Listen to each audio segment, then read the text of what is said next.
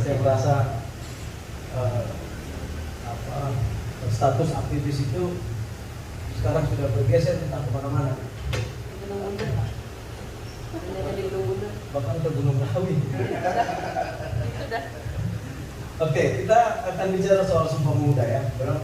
Tadi di dalam prolog oleh moderator sudah disampaikan bahwa Sumpah Pemuda adalah tonggak awal penegasan kita sebagai sebuah bangsa. Jadi kalau kita bicara soal bangsa Indonesia sudah sejak tanggal 28 Oktober 1928.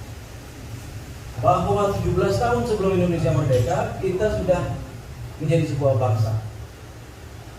Karena itu ketika proklamasi Agustus 45, Soekarno-Hatta di akhir teks proklamasi itu mereka menyebut diri mereka atas nama bangsa Indonesia. Karena bangsanya sudah ada. Nah, hanya beberapa negara di dunia ini adalah merupakan negara bangsa. Misalnya negara bangsa itu selain Indonesia adalah Cina, Tiongkok ya, Korea, Jepang, Israel, Inggris, yang sudah berbangsa dahulu baru mereka kemudian bersepakat untuk bernegara. Nah, kita bagian dari yang itu. Jadi berbangsa lebih dahulu baru kemudian kita bersepakat untuk menjadi negara. Nah, pertanyaannya adalah relevansinya terhadap refleksi peringatan Sumpah Pemuda hari ini apa? Kita harus mengakui bahwa 77 tahun Indonesia merdeka, semangat Sumpah Pemuda itu sudah lari ke karu-karuan. Bahwa kemudian, nah kebetulan sahabat saya Bung Yudi sudah sampai. Ya, selamat datang buat Bang Yudi. Silakan Bang.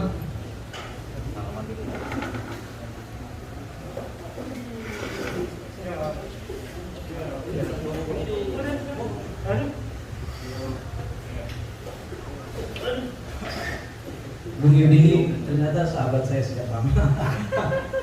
Tapi kebetulan sekarang saya masih tetap seperti yang dulu. Bung Yudi sekarang sudah menjadi anggota. Nanti saya lanjutkan ya, bahwa setahun belakangan saya bicara soal yang paling fundamental soal bangsa ini adalah soal ideologi. Mungkin nggak banyak orang yang membicara soal ideologi hari ini.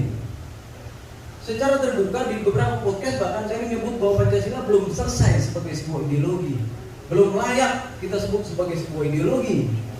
Kenapa? Karena kalau Bung Yudi salah satu orang yang saya paham pasti juga belajar soal sejarah ideologi dan lain-lain. Bahkan Bung Yudi ini orang yang percaya bahwa Karl Marx itu orang Bojonegoro.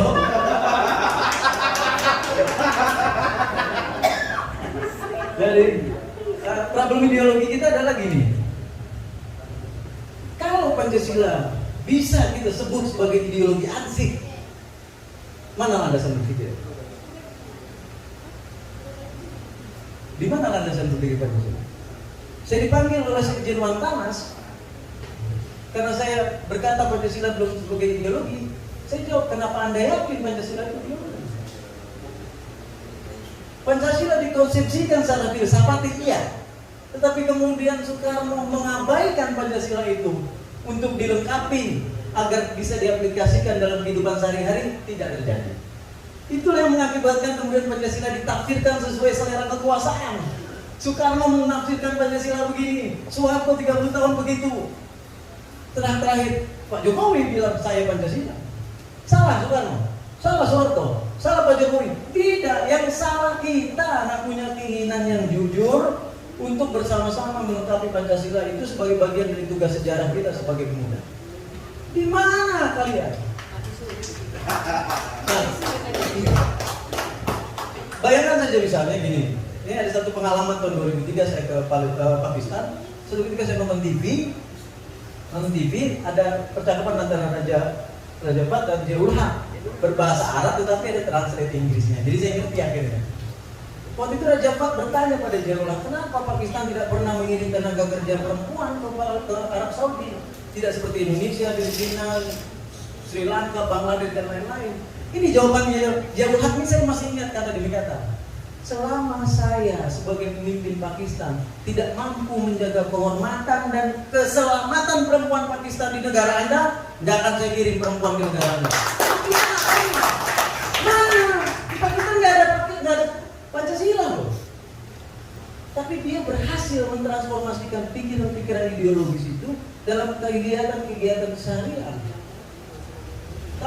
Sekitar tahun 2010-2011 misalnya, ketika saya dan beberapa kawan dipimpin oleh Pak Ojek Aligis mengadvokasi seorang mahasiswa Indonesia yang dibunuh di Nanyang Technology University di Singapura bernama David, dibunuh, dilempar dari atas.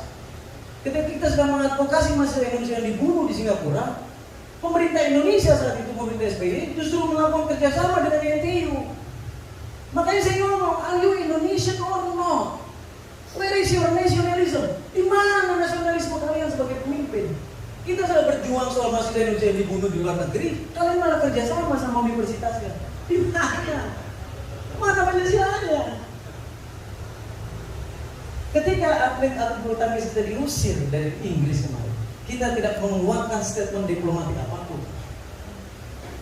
Padahal Pancasila bicara soal dignity kita, soal martabat kita sebagai suatu bangsa. Bagaimana?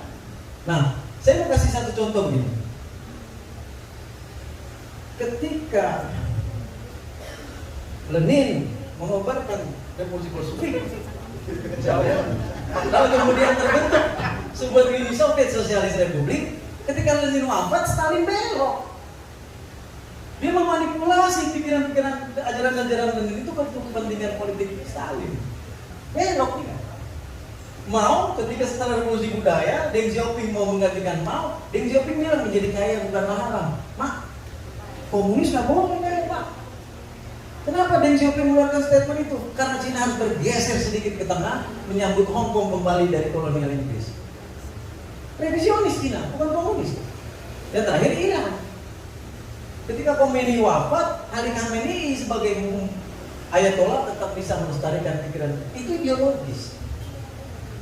Nah, kita nggak bisa memaksakan Pancasila itu terus-menerus ideologi di saat yang sama Pancasila ideologinya tidak ada di lapisan yang terbawah. Padahal sebagai sebuah ideologi dia harus komprehensif. Saya sedang menulis buku judulnya adalah Ikhtiar Menyempurnakan Pancasila. Jadi kebelingas juga kita misalnya hari ini kita mempertentangkan Pancasila dengan Islam. Orang yang tergila-gila dengan Islam menolak Pancasila itu kebelingan. Orang yang tergila-gila Pancasila lalu anti-Semitisme juga kebelingan. Karena sesungguhnya Pancasila itu hukum Tuhan. Soal ketauhidan Tuhan yang satu, manusia yang beradab itu soal mahluminan nas, lalu ukhuwah, musyawarah mufakat dan keadilan. Jadi nggak ada problem soal itu. Problemnya adalah tidak dituntaskan sebagai ideologi ANSI. Ini problem. Munculnya BPIP misalnya, Badan Pengarah Ideologi Pancasila, loh. Apa yang mau diarahin? Kalian aja tersesat loh. Mau ngarahin kita kemana? Kalian tersesat loh, mau ngarahin kita tersesat gitu. Kan ini bukti gitu. Kalian tersesat, lalu mau mengarahkan kita kemana? Mau lebih tersesat atau apa? Nah, saya mungkin agak ekstrim berpikir bahwa problem kita adalah kita menyerahkan take it for granted demokrasi ini secara liberal kepada partai politik. Sorry to say, Bung. Iya, karena sumber masalah sebenarnya partai politik hari ini. Mereka tidak pernah ada dalam sejarah di Indonesia manapun. Tahun 28 mereka nggak ada, 45 nggak ada, 65 nggak ada, 98 nggak ada. Lalu kalau ada orang partai politik bilang, malah lihat kami aja perubahan, bagaimana orang kalian yang mau kami rubah? Karena saya berpikirnya malah partai politik seharusnya menjadi partai pelopor. Saya berharap Bu Yudi pesan minum dulu. enggak.